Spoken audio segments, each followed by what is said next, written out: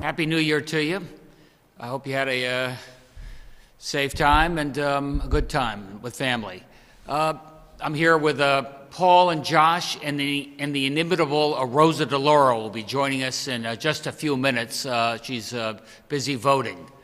And I'll give you just a brief update before Rosa comes on and gives you an update of what's going on in Congress in terms of the COVID relief money and things going forward. Let me just show you these numbers in brief. This is just a couple of days worth of numbers. I think what's of interest there is the positivity rate relatively stable at 5.29%. I say relatively, as I've said before, don't be a day trader. You probably remember on the 30th and 31st, we spiked up to 9%. We felt pretty, unhappy about that. We've come back down again. Our 7-day average is a little more than 5.3%. It's 6.6% because of some of those numbers. But it's worth remembering that even at 6.6%, we are probably the sixth lowest state in the country, thanks to you. Thanks for you being erring on the side of caution. And it's tough. I'm looking at New York, which is flared up. I think they're at 7.5 plus. Massachusetts, over 8%. Rhode Island, over 8%. So our neighbors, their 7-day averages are still a little bit more, which, as I've said before, we're not an island unto ourselves. That's why these numbers are worth watching. But so far now, more than a week since Christmas, we've still got relative stability there, still have good capacity in our hospitals. That number has not really gone up in the last 6-8 weeks. So I think steady as she goes in terms of those metrics. The new metrics, which we like to pay a little more attention to these days, more on the positive front, is the vaccine update. And we've got, through a lot of good pre-planning, working closely with our hospitals, working closely with CVS and Walgreens, planning for this. We're one of the first states in the country to get over 2% of our population with at least their first vaccine dose. And that is something we are following carefully, and I'll tell you how we're able to get those positive numbers. You can see the other states that join us, those with most likely to get north of 2% population is West Virginia, Montana, North Dakota, Maine, all of which are sort of small population states. For us, it's a little more complicated. It's a very dense state with a lot of people. We have to be very thoughtful about how you roll out the vaccine, get people notified, and make sure they can do it on a timely basis. And to date, working with hospitals and working with nursing homes, we've had pretty good success, and I thank our friends at Public Health for their efforts there. The update more broadly, we've administered about 75,000 doses. We've received about 167,000. So we're on par per capita compared to our peers in terms of the doses coming in, and we've done pretty well in doses administered.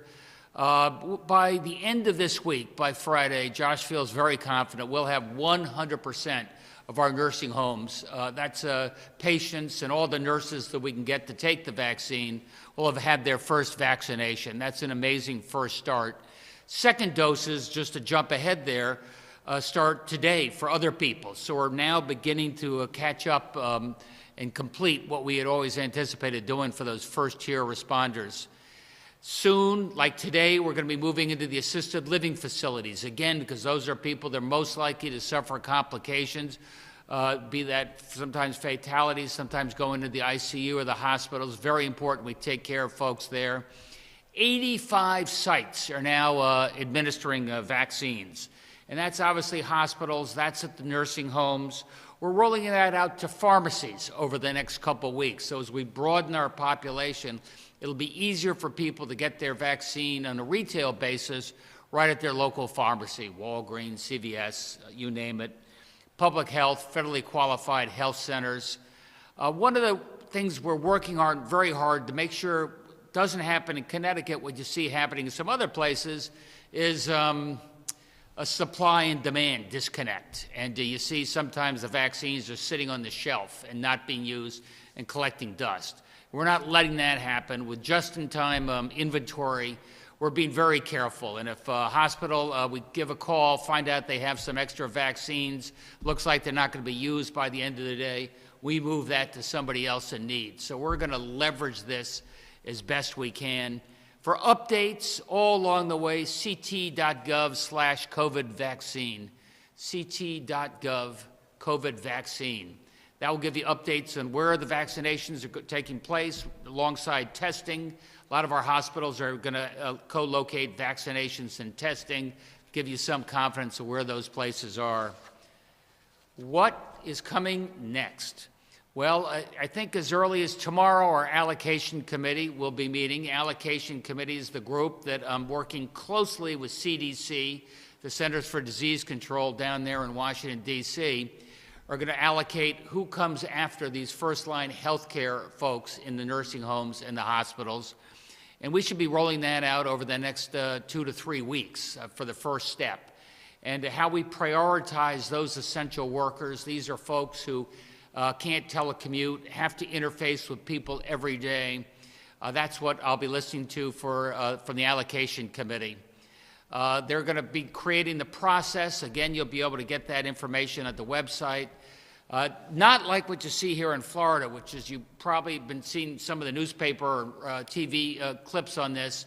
They sort of opened the doors. People waited in line for 8 hours. They ran out of vaccine after 4 or 5 hours. People left, came back the next day.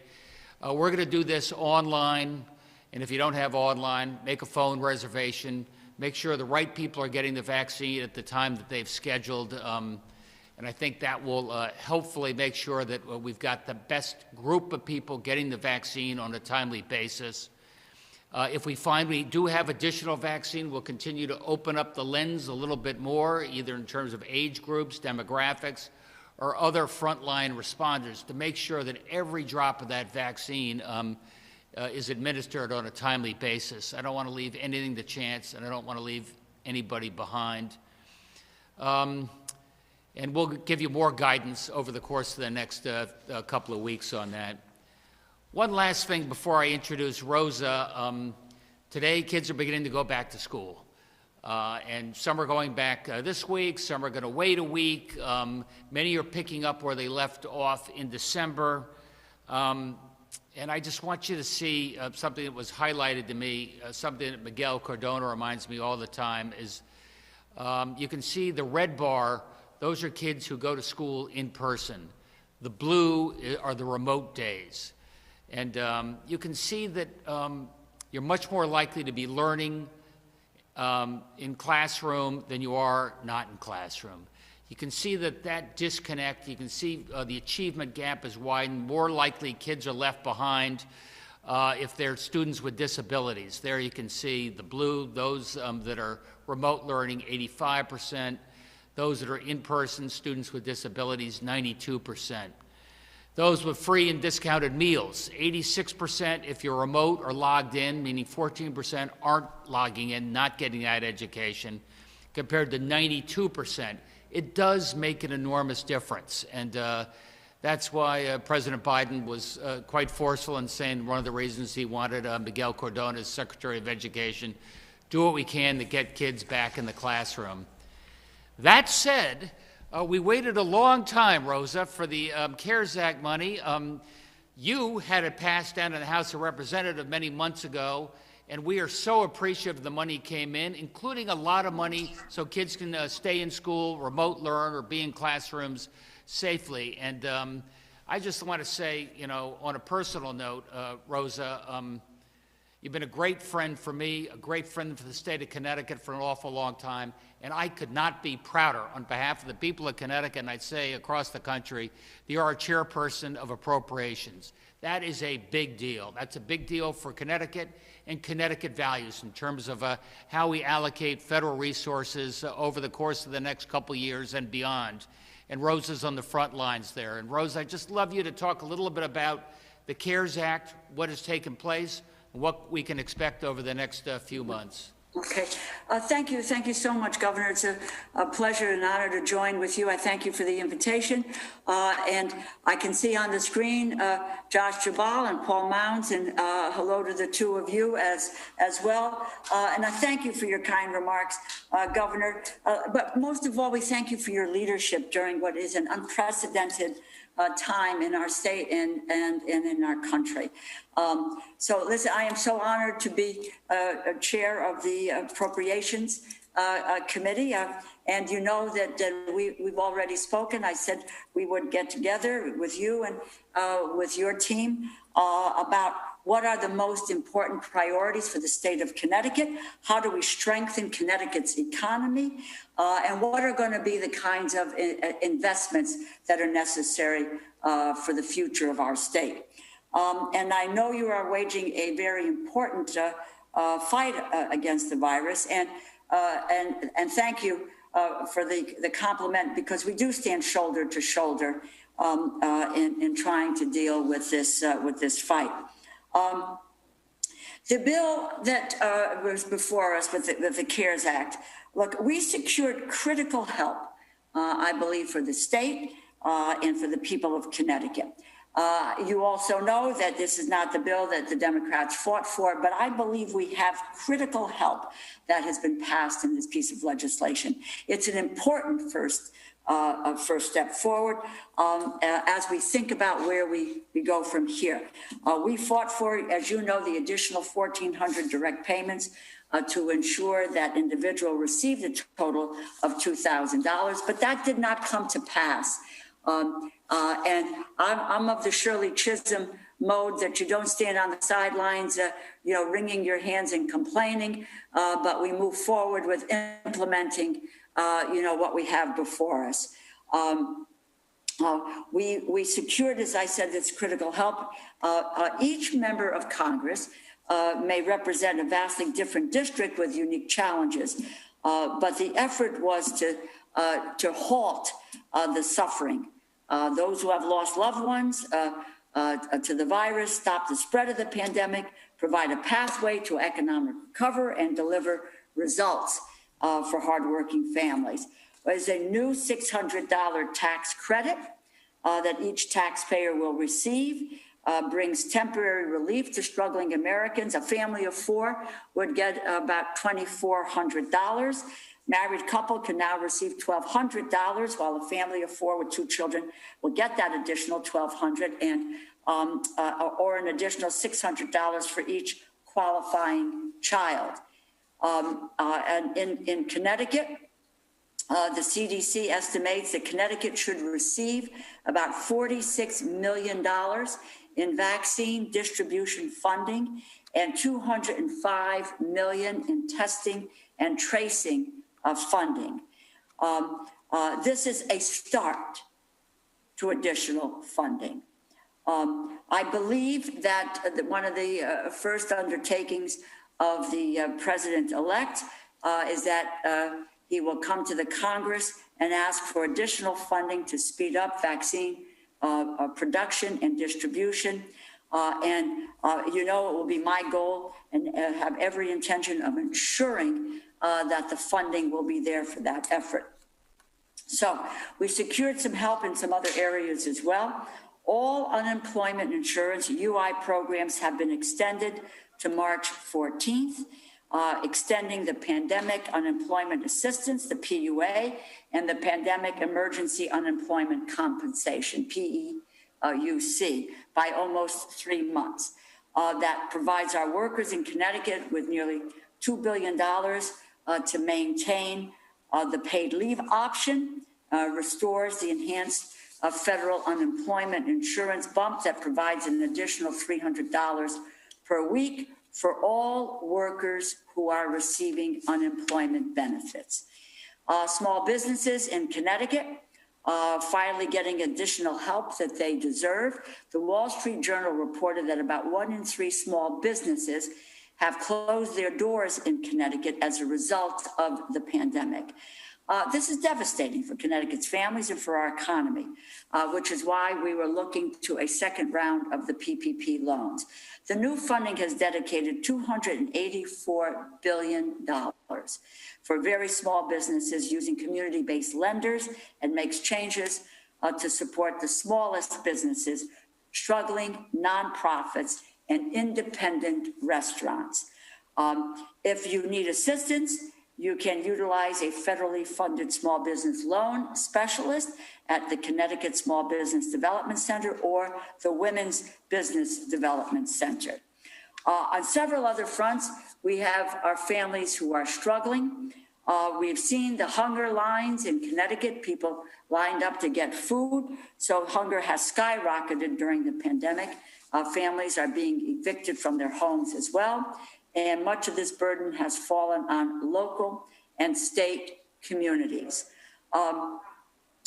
We need to do more by making sure that heroes in our state and local government who are experiencing a budget shortfall, as only you can testify to, that what our concern is deterioration over the next several months. We need to have a strong and a robust funding for state and local government so that we are not losing police, fire, teachers, and others because our communities cannot lose essential services. We need to take a look at education, and we are also proud of Connecticut and Miguel Cardona being the nominee for Secretary of Education. We know what great job he has done in our state. The relief includes funding for our schools in Connecticut through a stabilization fund framework. That was included in the CARES Act earlier last year. Connecticut should receive for K through 12 $494 million for K through 12. For higher education, $225 million. There's a lot in the package that entails specific rules, requires different processes to access the help. So the public should feel free to call my office for any questions or for any assistance. Those will be the priorities that guide the appropriations process as we start the new term. What we want to try to do, and we also passed at this time an appropriations package for 2021, and that information will be forthcoming to all of you. What we're trying to do is to make sure, because it's happened so late, that we can break down the numbers so we know specifically the dollar amounts that we are getting in Connecticut. I might add, with regard to the funding for food assistance, we increased the food stamp budget by about 15%. And that's about $13 billion in emergency food assistance. The issue again is, as we continue to speak, I will try to get the numbers on a much more granular basis so that you know, and you, Josh, and Paul know what is the specific dollar amounts that are going to Connecticut. I will just add this one more point. Governor, with regard to the education money, there is the 492 for K through 12. The governor's fund is $28.1 million, and the higher ed, as I said, is $225 million. Some of this funding goes by formula basis. Some of it will go directly to the districts in education. And we have to go, and I'm happy we will sit down, my staff will sit down with your staff and really try to go line by line as to which pot of money goes in which direction and where it is where it is housed. So I hope this is helpful, but you know, we're just at the outset of this process, and my goal is to be able to tell folks, and I know it is your goal, Governor, to be able to let people know how quickly and how soon we can implement all of this so that they can get the relief that they need. And let me close with that. Thank you very, very much for letting me be with all of you today. All right, Rosa, thank you. You're the best. I love what you have to say. I love your rings. We got to see them on the screen. Really good. Listen, And I'll just tell you this, Governor, I was first told, it may have been Senator Dodd who says anybody who has 6 rings cannot be elected to the United States House of Representatives, but we proved that one wrong, so there we are. Rosa can stick around for a while, I hope, unless there's a call for a vote. And of course, Josh and Paul are here as well. NBC Connecticut. Good afternoon, Governor. Today, the ACLU accused your administration of flip-flopping on prioritizing the prison system for the vaccine. When the advisory committee gives you its recommendations, if the Department of Corrections is not part of the next phase, will you make the executive decision to add inmates to the list for phase 1B? Why or why not? So far, what I've done is follow the lead of our public health experts. That, as you point out, is the CDC. And then we've got our advisory board. So I'm gonna follow their lead, leading with public health. I think they've been pretty good to date. What is Connecticut's timeline for distributing the vaccine to healthcare systems and pharmacies who could administer the shots? I'm sorry, I missed sort of the first part of that. What is the state's timeline for distributing the vaccine to healthcare systems and pharmacies who can administer the shots? I think what you're going to find is for the pharmacies, we get more into a retail type environment.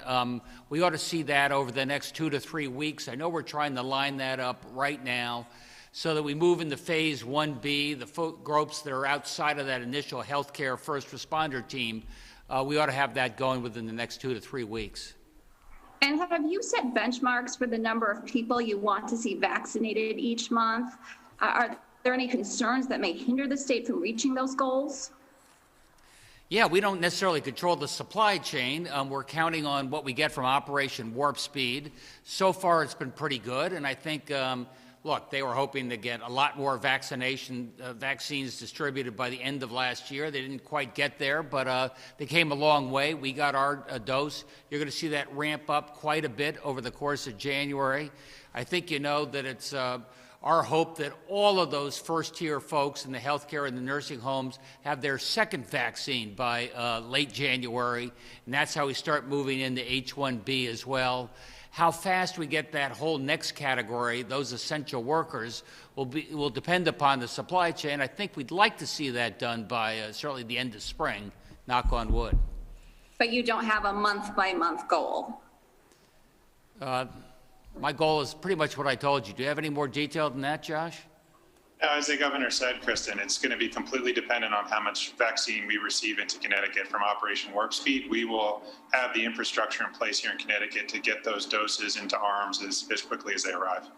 Great, thank Governor, you. let me mention this and to you, to Josh and to Kristen, because I try to inquire as to what we might know is coming just before I get on to this call. I'm told that there will be weekly allocations. In terms of numbers, I don't have any numbers, but I've been told it's that supply chain will provide weekly allocation. So that's as much as I know. Thank you. Thanks, Kristen. Channel 3 Eyewitness News. Yes, Governor, I noticed an interesting point that you made when it comes to extra vaccines. You mentioned that they get diverted to other places in need, so there's no waste going on. Can you give an example of that happening, and how often is this happening in our state? I think not so much to date, because we've really been allocating through the hospitals and through the nursing homes. But Josh, you want to talk through that a little bit as we move to phase 1B? Yeah, that's exactly right, Governor. It's in early days of the program, so a lot of the local health departments, the hospital systems, they're feeling out, what their capacity is and standing that up. And so our team at the Department of Public Health is in literally daily, if not hourly, contact with those providers, making sure that the vaccine doses are being moved around the state to the place where they can most efficiently and quickly be administered. And so far, the team's doing a great job. Our healthcare system, got out of the gates very fast. Our local health departments, our federally qualified health centers coming online. And as the governor said, CVS and Walgreens have been phenomenal out in our nursing homes, conducting those clinics, finishing those up this week. And then they're going to begin to have capacity to start to turn their attention to their retail locations, later in the month. And a quick question about the DPH cluster report. It shows that the virus transmissions, they're still kind of centered around the restaurants, the homes, the workplaces, and the childcare facilities. Could we see any action taken in response to that, or do the current guidelines suffice right now? Want to start with that, Josh? Yeah, important to note that those data are outbreaks that have been investigated. They make up a very small percentage of the overall number of cases in the state. So it's a little dangerous to read too much into that from a policy perspective because they make up a very small percentage of the total.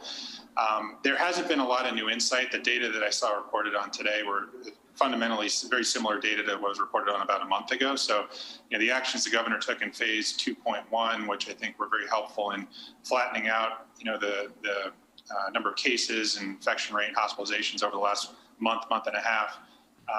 No discussions at this point about any further changes.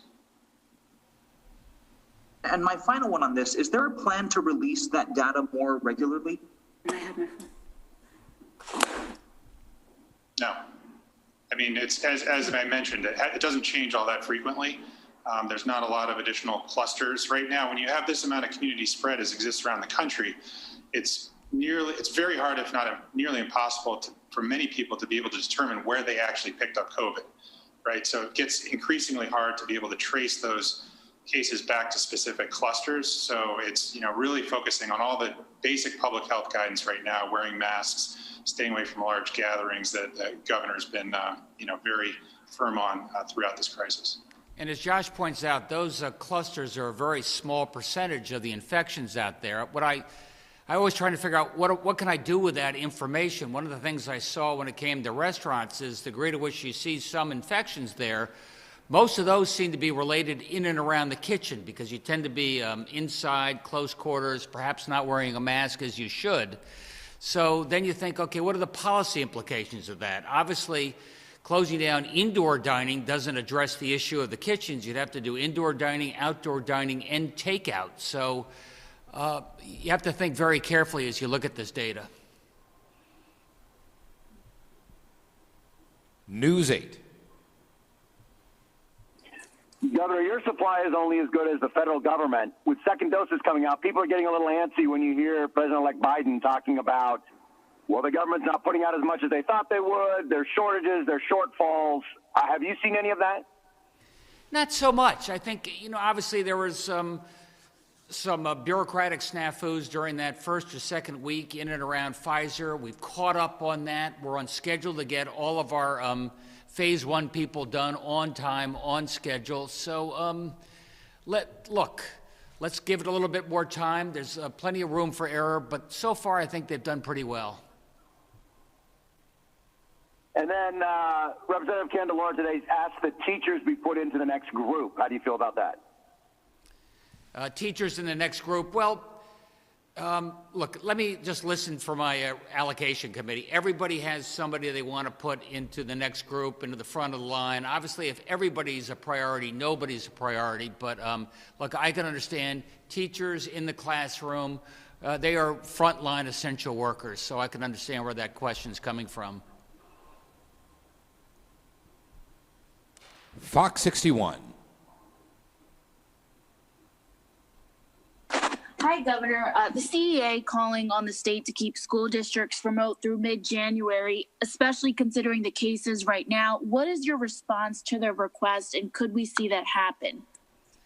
Look, as you know, we leave that up to local districts. I think some maybe are going to pause for a week. I think a lot others are opening up right now. You saw the numbers about how much more effective learning is and teaching is when it's done in the classroom. I think over the last probably 5 months of schools being open that a kid wearing a mask in a classroom is a lot less likely to infect or be infected than a child at home or playing with their pals in the neighborhood. So I'd like to think that over the course of the next week or two, you're going to see the vast majority of our schools have an in-classroom option.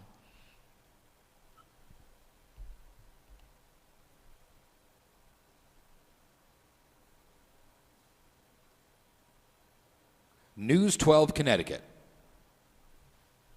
Hi, Governor. You mentioned that the nursing homes should be 100% vaccinated, or at least 100% of the staff and residents reached by the end of this week. How many of the workers and the residents have agreed to take the vaccine? Do you know? Yeah, 100% will have at least the option of having their first vaccine by the end of this week. I am told that the overwhelming of the residents are eager to get the vaccine and are getting vaccinated and will have their first vaccine. I understand there's a little more hesitancy when it comes to some of the nurses. Most are getting it, but not all. So we're doing a pretty aggressive public outreach campaign to address them. And Governor, one more question about nursing homes. Two of the subcommittees that are deciding, what recommendations to make on nursing homes came out with kind of a preliminary list today. One of the things they're talking about is a special minimum wage just for nursing home workers to try to avoid the kind of big staff shortages they saw. Any thoughts on that? Well, I can tell you what we have done is allocated, tens of millions of dollars, over $100 million for the nursing homes. In this last tranche, we really prioritize combat pay for those nursing homes, for those nursing home workers, those nurses who are showing up every day, and making sure that they receive a little extra compensation because they've deserved it. And one of the other ideas they're pitching is a statewide visitation policy. A lot of the families say that the visitation rules can literally change from facility to facility. Gets very confusing for families. They want a statewide policy that that the facilities can't override. Any thoughts on that? Well, I'll start and then quickly pass it over to Josh. But first of all, we follow the CDC guidance, which says there is visitation unless there are infections in the nursing homes. And if there are infections in the nursing homes, then the visitation is scaled back dramatically. And unfortunately, right now, there are infections in a vast majority of our nursing homes. Anything to add to that, Josh? No, that's right. I mean, we're really operating under a set of requirements from CMS, the Federal Center for Medicaid and Medicaid Services, who have been very prescriptive about what visitation protocols should exist for nursing homes. We are hopeful, though, as we talked about, we're going to finish that first round of vaccinations in all nursing homes this week. We're really hopeful that as we get through this month, those numbers of infections, both in residents and staff, will really start to fall off, and this will become much less of a concern, within the coming weeks. WTIC 1080 News. Hi. How is the order of vaccination going to be determined when we get to the general population? How's that going to be broken down, or is that something that's in development? That's in part what the allocation committee is meeting on tomorrow. That's in part why we listen to CDC and get their guidance based on experience in the other 49 states. And Congresswoman DeLauro, I was going to ask you about the new Congress. Every new Congress brings in different kind of characters. There's a few Republicans who want to carry weapons while they're in the chambers. Your thoughts on that and any predictions for this session? Well, I don't know about, let me start with it is a new Congress. Happy to have been sworn in yesterday with the newly elected members, all of them on both sides of the aisle, and having elected Speaker Pelosi. So it was a great day. I think that it has been made, clear to members who, there were a few who wanted to bring firearms to the floor of the House, but that was, immediately the security people have declared that is really not possible. That's why people go through metal detectors and coming through for detection of firearms. So we certainly cannot have members carrying firearms to the floor of the House. And are you concerned about any disruptions Wednesday with the official count of the electoral vote? Yeah, I don't quite know what to expect on Wednesday, except that the process has been laid out. There can be a challenge on a number of states, and each one of those challenges will be addressed. And there's a 2-hour debate limitation. We can see how much time each of them take. We could go to the early morning hours on Thursday. I think so much of of what is we're looking at here is what underlies this, which is I think we all think about and care about, is that we haven't, certainly not myself, I haven't certified any elections, but we've had any number of legal entities that have certified the election of Vice President Biden as president-elect. We also have a constitution that talks about the peaceful transference of power. I think that is what underlies this effort, and we have to, look at it in terms of our democracy. And the governor has heard me say this, and certainly I believe Josh and Paul have, and others, that democracy is fragile. Sometimes we tend to think that nothing can ever disrupt it or remove it, but when you continue to, if you will, body slam it, then there has some serious repercussions to where our democracy going forward. That is what Wednesday will be about. Those are the issues that will be discussed. I know on our side of the aisle is the integrity of the process, the safeguarding, as it have been, of our elections. Our elections were safe, and we've had officials that can attest to that and who have withstood a challenge to that. And above all, our Constitution says that the American people should be guaranteed a peaceful transition of power.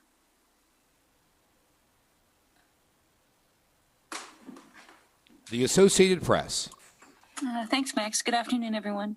Governor, I understand that you want to wait until the advisory committee comes out and meets with their recommendations about vaccine distribution.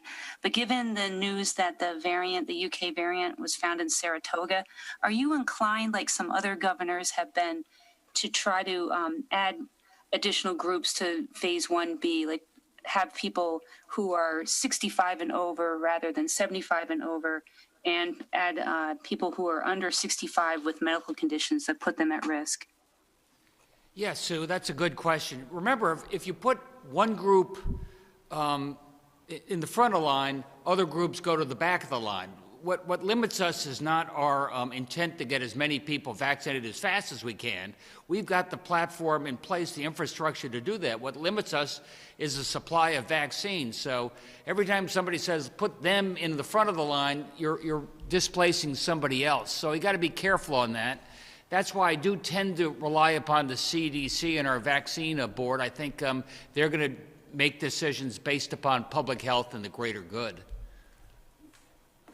Has there been any evidence of the variant yet here in Connecticut? Not that I know of, no. And can you, I know this is off topic a bit, but can you talk about what Senator Carla Leone is going to do as special advisor to the commissioner, DOT commissioner? And what does that mean in terms of, how do we read that in terms of your transportation plan for this year? Well, I know the new chairman of appropriations down in Congress pretty well. And I have a feeling that transportation and infrastructure is going to be a big piece of what you see in Washington over the course of the next, 4 years. And I want to make sure that Connecticut is ready. I want to make sure that we have our strategy in place. We have our design and build plans ready to go. And I can talk to my friends in Washington to tell us how Connecticut and our entire region can take advantage of transportation. Anything you'd like to add to that, Rosa? Well, I would just say, first of all, on the prior question, I think using CDC as guidance for where we go. CDC, as it has in the past, whether it was Ebola or Zika, has always been in the driver's seat with regard to giving us direction and the scientific direction that we need. And we spoke, and the new administration has a high priority on infrastructure, something that is very near and dear to my heart, having introduced legislation in 1994 for an infrastructure development bank.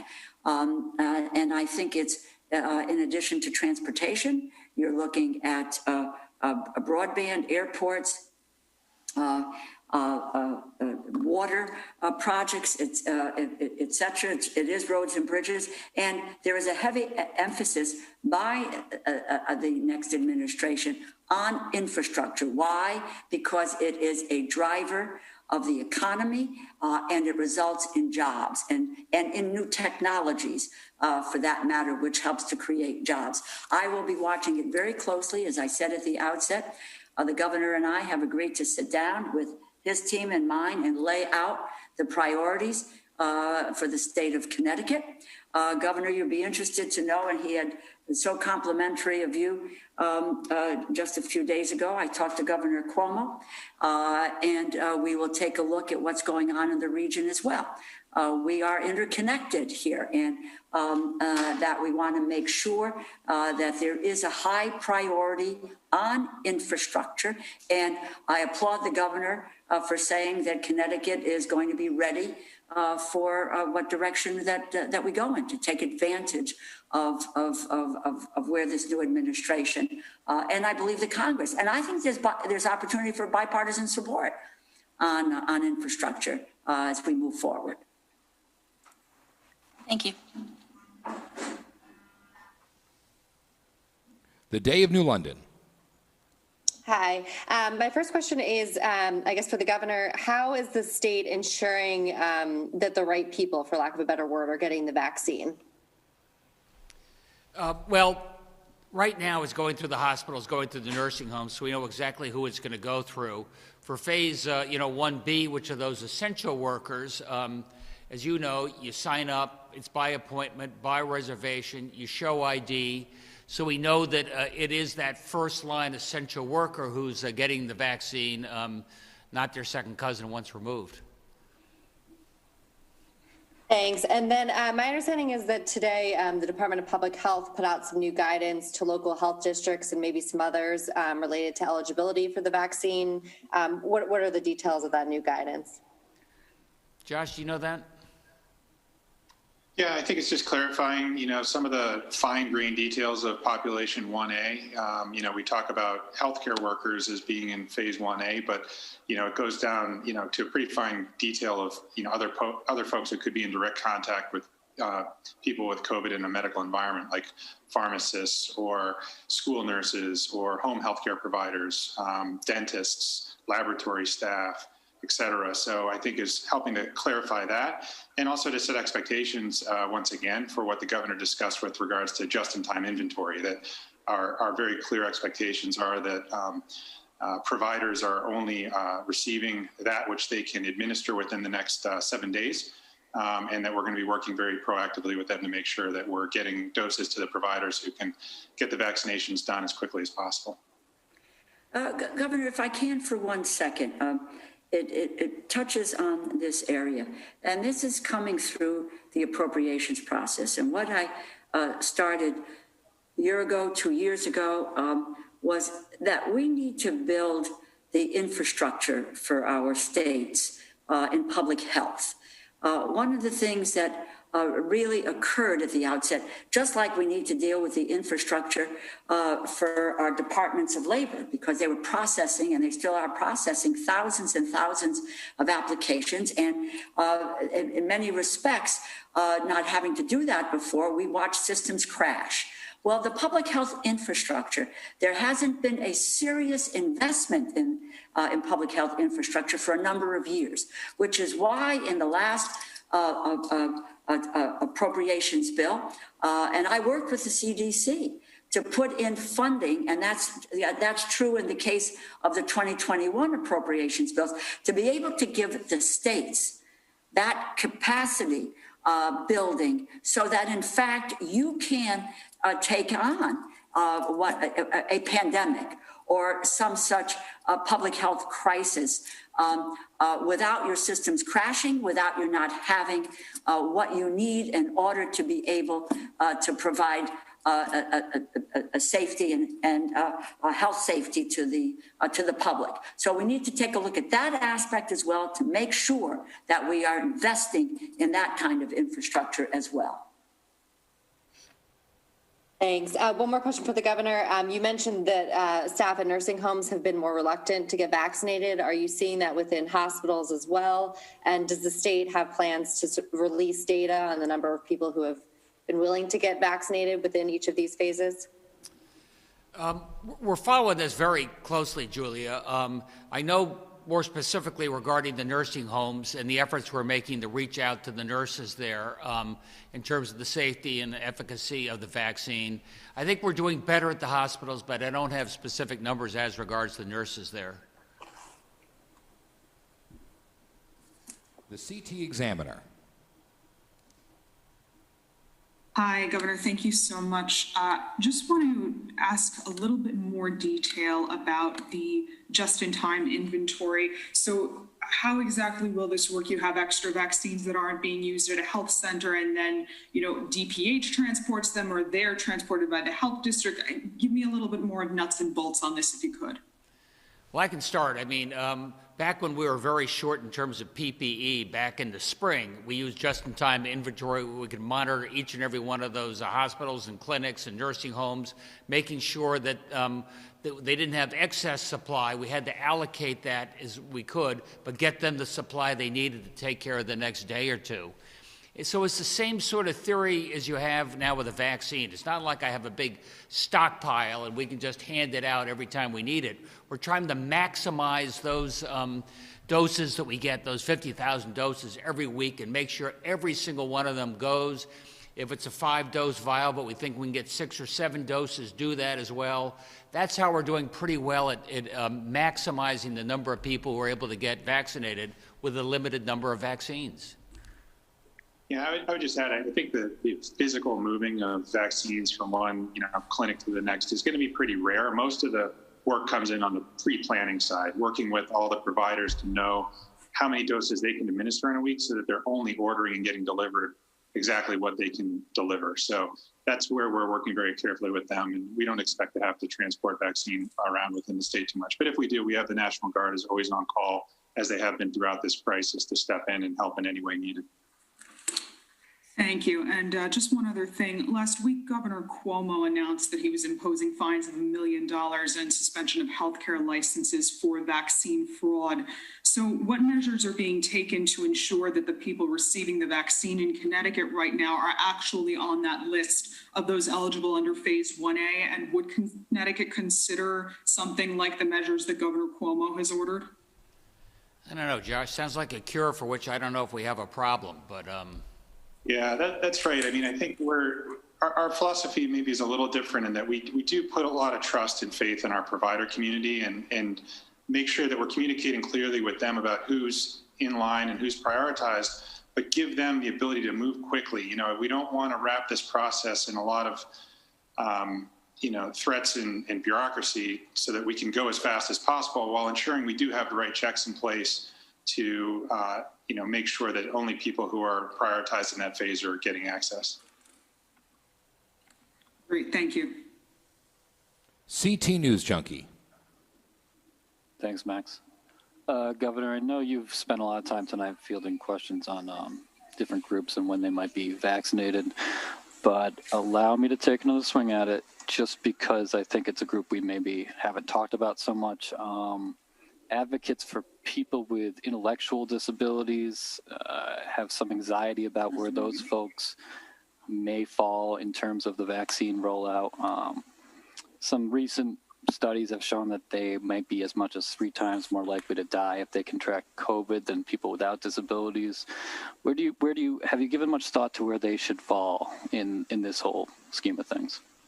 Yeah, Hugh. What I can tell you is we thought long and hard about who's our vaccine advisory board, made sure that there are people there who are advocates for those with disabilities, intellectual disabilities, physical disabilities, and make sure that's a voice heard as those healthcare professionals help come up with the priorities for how we can maximize the use of the vaccines. Again, I'm going to rely upon their good judgment. Yeah, and I'll add, Governor, you can't overexpress enough the importance of the diversity of not only professional background, but also personal background of the members of the allocation committee and the advisory committee as a whole. as the governor stated, we do have individuals who represent this community that you speak of, Hugh, directly on the allocation subgroup committee, and will be taking account all those related concerns and issues when they deliberate tomorrow before they put forth a final recommendation to the governor.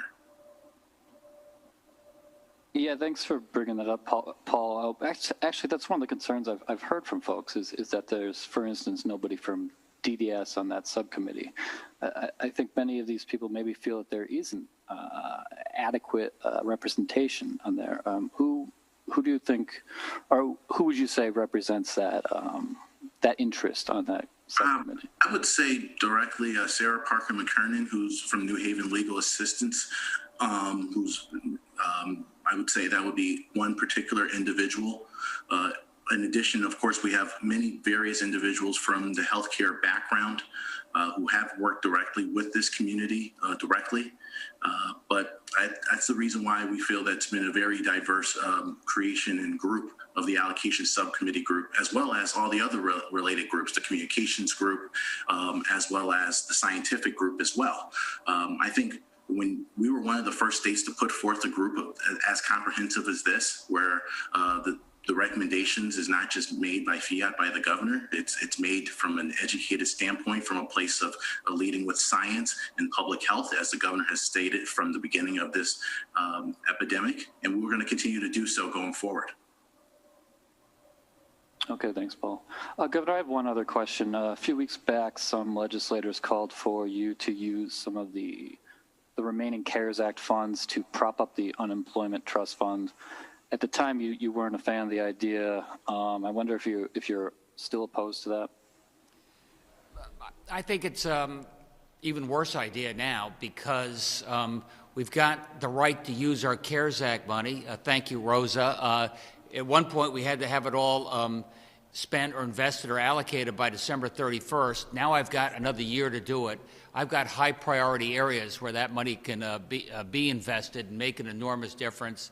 And at the same time, I'm able to borrow money from the federal government at 0% interest to shore up our unemployment trust funds. So I think that's the best way to handle that. And Rosa, if you want my 2 cents, I would take some of those loans you give us to the unemployment trust fund and turn them into grants. You know why?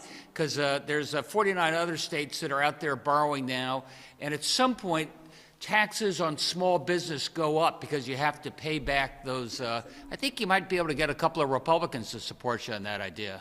I think you're right, Governor. We'll pursue it. All right, thanks, everybody. The Connecticut Mirror. Hi, Governor. Just following up on something that Julia had asked about.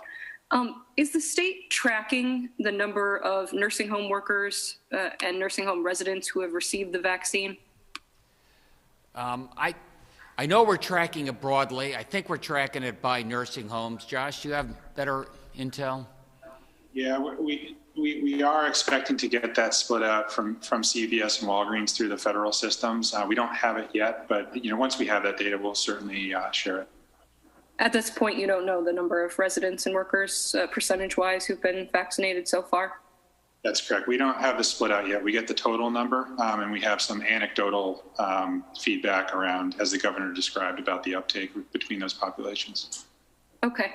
And for the number of vaccines distributed, how recent is the state's data? Is it within the last 24 hours, 48 hours? In terms of the number of vaccines administered that we reported out earlier, that's as of last night. So we pull the data first thing in the morning. And can you talk about any hurdles the state is encountering in the rollout?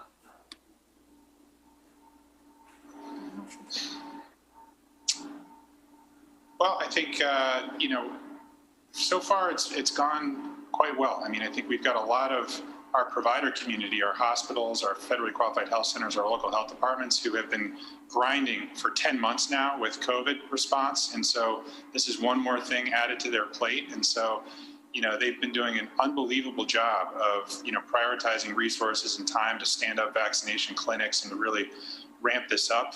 They have to learn, new data reporting systems. There's a lot of work that they have to step up to. CVS and Walgreens have done a phenomenal job mobilizing dozens of mobile teams to go to these nursing homes, post up in their parking lots and go conduct these clinics. The speed with which they've mobilized and they're executing has been phenomenal. So overall, we're really happy with how things have gone. And as the governor said, hopefully the manufacturing capacity ramps up, we bring in more vaccine, we can accelerate things. The other thing I should mention is a big thanks to Congresswoman DeLauro as well for funds that were in the most recent bill to support vaccine administration. We're already talking about some ways to utilize that in the future when we get into phase 1B to get mobile units deployed into some of the harder to reach areas in communities that are in scope, but may have a harder time getting to one of these clinics, or where it's really important to bring that vaccination clinic directly into that community. So there's a lot of additional options that have been opened up thanks to Congresswoman DeLauro and a lot of the new federal funds that have come through there as well. And could you just touch on, elaborate a little bit on the outreach and education for workers who are hesitant? Sure. So, we're working with, the industry, with the 1199, a union that represents a lot of the nursing home workers. We cut a public service announcement last week that should be ready to go tomorrow, trying to get workers talking to their peers, right, about why they're taking the vaccine, why they believe that it's safe.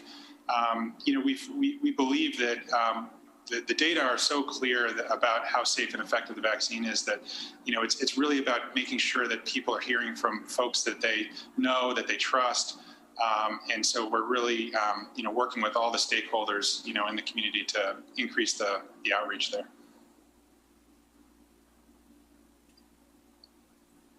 The Waterbury Republican American.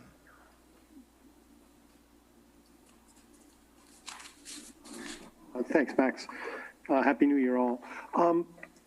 Do we have any kind of estimate on the total number of COVID-19 cases in Connecticut? I'm not just talking about the reported number. I mean, I'm talking about how many people in Connecticut are likely to have had COVID.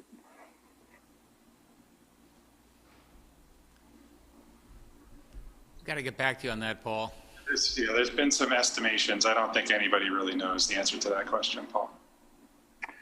Okay, so we've got 75,000 vaccine doses that were administered since December 14th.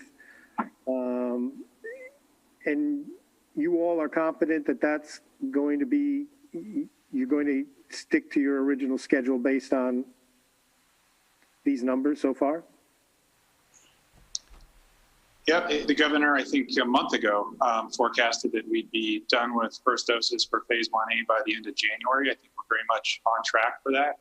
If anything, some of these milestones were, we had thought we'd get through the first round of nursing home vaccination clinics by the middle of January. We're gonna get that done by this Friday, the 8th, first week of January. So, things are going well so far, and we're as we've said a number of times on this call, if we do get access to more doses, we'll be able to further accelerate.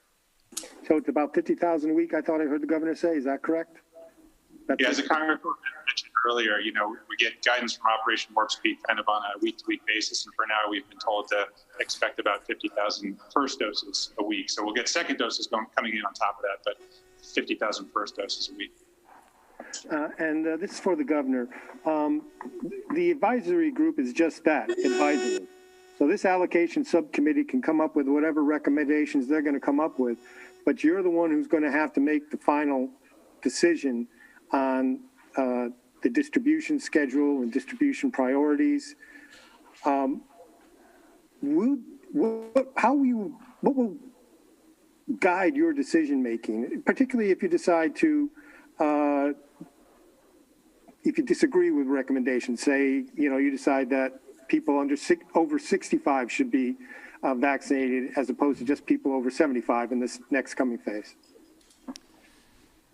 Yeah, I'm really happy we got together this vaccine advisory board because, you know, there's a lot of politics. Everybody's got a group that ought to be put to the front of the line. But to date, I find that CDC has put out some guidelines that make a lot of sense.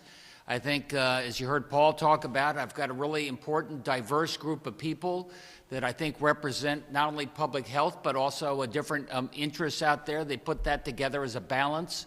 And my inclination is to listen to them. I think their first priority is how can we make vaccines go that save lives and help protect the public health?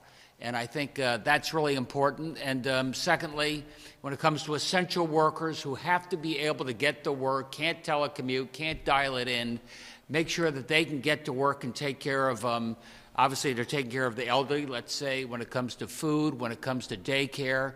I think right now the categories make a certain amount of sense to me, and I don't see any reason to upset the apple cart. Okay, and in terms of future phases, I don't know whether you call them 1B, C, D, or 2 or 2A. Will those decisions be made on a rolling basis, or will we get the final recommendation tomorrow from the allocation committee, subcommittee? Well, I think we have a little time on this because the essential workers, those frontline essential workers, the 1B group, is going to take us, you know, months in terms of getting all of them with their first and second dose. More broadly than that, I think this spring you'll see probably as they look at other age groups as you go down, those that don't have comorbidities, those that we can do. And finally, it's young people. As you know, right now, none of the vaccines, at least to my understanding, have been deemed for people 0 to 17, 1 to 17. So that will probably be a category that's dealt with later summer, fall. Okay. And just one last question on this $46 million that Representative DeLauro outlined for vaccine distribution. Do we have any kind of estimates on how much this effort will cost? A price tag on it? I understand, you know, the federal government's picking up a large percentage of the share, but just wondering if there's a bottom line out there or bottom line estimate. I think we're still working with Deirdre Public Health and the Vaccine Advisory Group, seeing in terms of it's going to get more complicated, Paul. I mean, right now we were able to do it to, you know, big institutional settings like nursing homes and hospitals. When you get to the 1B and 1C and those narrower groups in terms of marketing to them, administering them, tracking them, I think the price does not go down. It goes the other direction. Okay, thank you very much. Connecticut Public Media.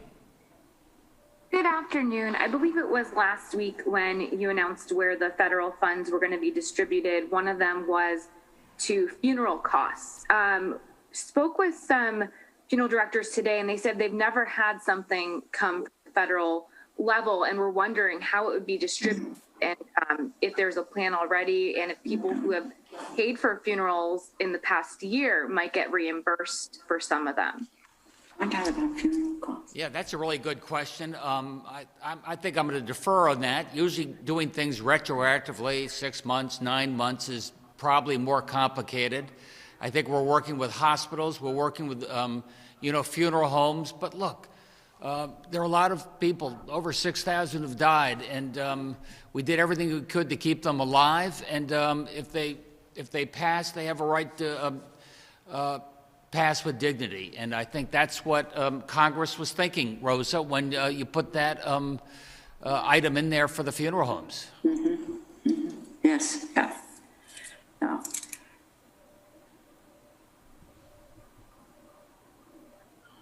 I guess my question would be: has a plan been constructed yet of how the money's going to be distributed? Will it go to these funeral homes to distribute, you know, to help with the families? Will there be an application process? I'll stop in, Governor. That's still in the progress. As you probably know, that this is a new program that was created through Congress, but there are existing programs that will be working alongside with it, particularly with under Department of Social Services.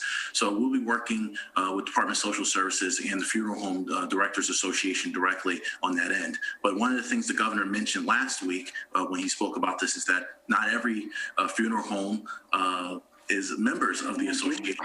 So we'll be working with DSS in terms of how we can broadly get the information out once full guidance is provided to the state. Governor, let me just say this, because I know that we provided it, but let me just find out for you and for your folks what the congressional intent was, and what their thinking was in terms of the potentially administering this and how it would work. No, thank you. That'd be helpful. Sure. Be very, very happy to do that. The Hartford Courant. Hi, everybody. First of all, I just want to clarify something because I'm hearing kind of conflicting things. Is the goal to have everybody in phase 1A have their first dose administered by the end of January, or have both doses administered by the end of January? Both doses. Okay. Because I thought Josh had said something different a minute ago, but maybe I misunderstood. But because I was speaking earlier to somebody from one of the major health systems who said that he was confident they'd be able to do one dose by the end of January for all their staff, but wasn't sure they'd be able to do both doses depending on how many doses come from the federal government. But do you still have reason to believe that both doses is a realistic goal by the end of January? I do. So far, so good. So, I mean, the fact that one of the biggest health systems in the state isn't sure about that, you don't know what they're talking about? Well, I don't want to. What I can do is count the doses that we've received, count the doses that are allocated to us over the next 3 weeks, look at our distribution system, count the number of doctors and nurses that are supposed to get it, and the numbers add up for the end of January. Okay. I also wanted to ask about the new strain, because there seems to be some emerging research that it might be more infectious in children than the strains that we've been hit with so far. I know, Governor, that you've been a major advocate of kids being in school in person. Does that kind of research make you think twice about that, or can you see a world in which you would kind of change approaches depending on the research on this new strain? Oh, yeah. No, if the facts change and research takes us in a different direction, absolutely. But the fact that it maybe or maybe not impacts younger people more still does not contradict the idea that being at home or hanging with your friends is somehow safer than being with a mask in a classroom. Okay, thank you. Thank you. Hearst, Connecticut Media. Thanks, Max. Hi, Rosa. Could you please give me your opinion on the president's phone call to Georgia and the possible ramifications in Congress? Well, sure, I can. I think what we saw, what we witnessed there is that what the president was literally trying to do is he's on record as asking the Georgia Secretary of State, Brad Raffensperger, to illegally, and I quote, find nearly 11,000 votes needed for him to win the vote count in Georgia. I think that that in effect was trying to get state election officials to commit fraud. It's, as I mentioned a little bit earlier, his continued attempts to denounce what was a fair, legal, free election. And that has been certified by many legal entities. So that it would appear that the president doesn't know there are no bounds when it comes to overturning the results of the election. And that phone call was in his own words. And so lest you're going to ask me this follow-up question, I did sign on to a House resolution today with over 50 of my colleagues condemning the president's reckless actions. Again, our democratic process, our democracy is fragile. You can't just try to create distrust and degrade that process when the evidence is to the contrary. And as it was the Georgia Secretary of State said to the president that his information was wrong. And Rosa, so does that mean you'll support a censure then? I have signed on to the resolution. Okay, and when would that vote occur? I'm presuming sometime this week. Okay, thanks.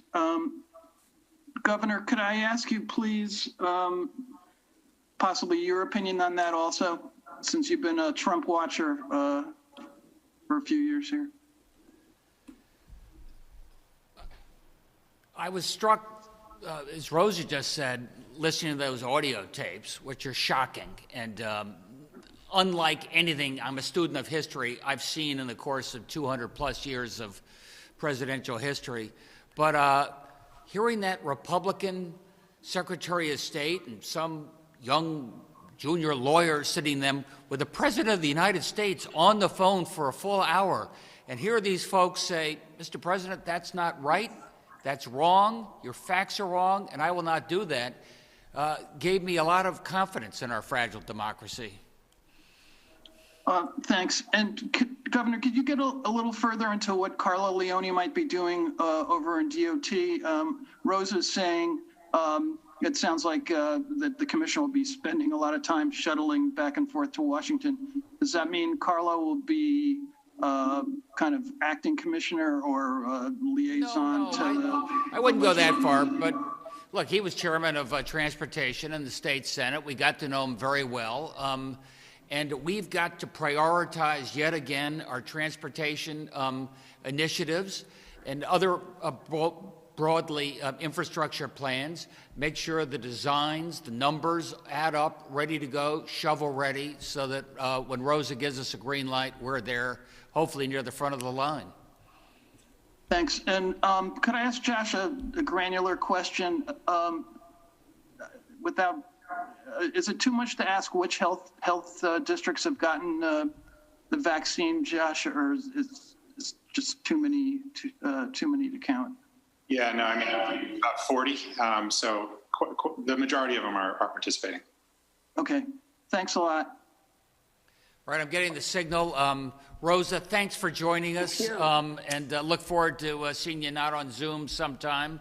And congratulations again. We have a great friend there for Connecticut and Washington. And look, let me just take a break from COVID and a break from Donald Trump and talk about somebody who's no longer with us. Do you have that graphic? His name is Floyd Little. And Floyd was a graduate of Hill House High School right in New Haven. Not many guys in Connecticut are in the NFL Hall of Fame. He went on to Syracuse, where he wore number 44, same number as a guy named Jim Brown wore, so he's in pretty good company. Went on to the Denver Broncos and was an amazingly good person. Never had the privilege of knowing him personally, but I was talking to his nephew, Scott Jackson, the other day, who just reminded me what a difference a good person can make in people's lives. And Floyd Little, we're going to miss you. Take care, everybody. Nice to see you, Rosa.